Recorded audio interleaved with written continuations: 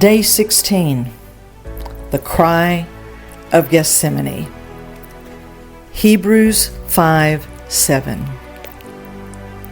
In the days of his flesh, Jesus offered up definite, special petitions for that which he not only wanted, but needed, and supplications with strong crying and tears to him who was always able to save him out from death, and he was heard because of his reverence toward God, his godly fear, his piety.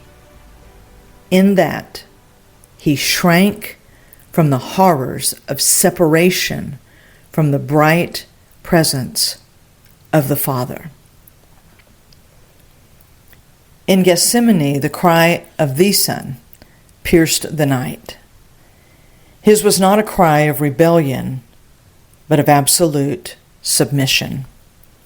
With tears and sweat like blood, his cry was not for a rescue, but a cry that was in absolute faith of his resurrection. Not my will, but yours be done. The cry of the Son.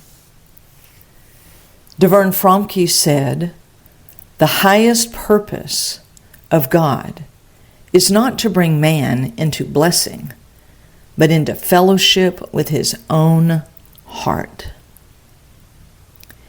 The cry of sons in private conversation, in prayer, ceases to be bargaining and becomes bowing, loving, agreeing, obeying, and eventually producing.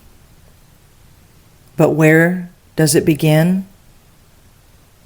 In that private cry, "Oh, Father, bring me to yourself." Oswald Chambers observed, "The Son of God's obedience was not to some divine principle. It was to his Father." And the cry of the Son sets the pattern. Tears joined to reverence, absolute dependence, therefore clothed in power. This is the pattern for sons to follow. Watchman Nee said, "Spiritual knowledge is not mental understanding, but an inward revelation." Revelation comes in the cry that refuses escape and embraces the Father's way. We are always encouraged to stay with him. Do not run off. Even in the midst of crying, stay. Even in the middle, when you're not sure of the end, stay. The cry, the sound of sons, is never hollow and empty. The cry of sons reverberates the garden cry of Jesus, the cross cry of Jesus, where everything that was falling watered the soil of obedience.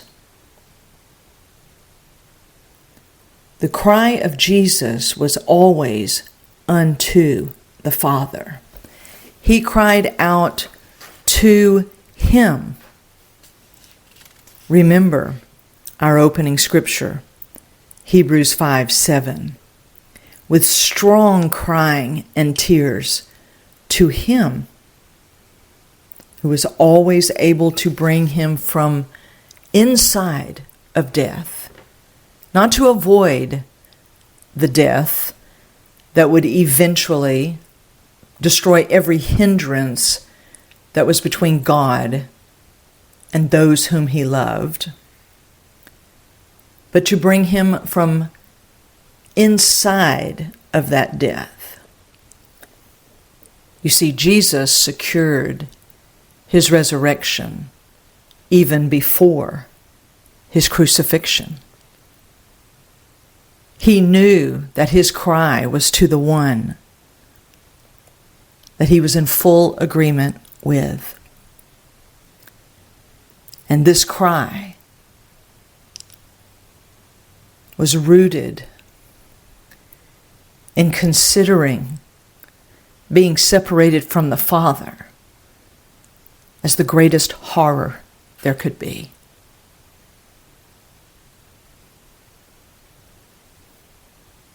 This is the cry that was saying, nothing will separate me from him. Jesus stepped into the known character of his Father, and his cry was reverberating throughout the spirit realm, the earth realm. And that sound can now come forward from these sons. Will we stay with him and not look for a rescue, but live in the full redemption and resurrection of the Son, whose private cry unto the Father secured your entire redemption and restoration to him? Think upon this today and stay with him.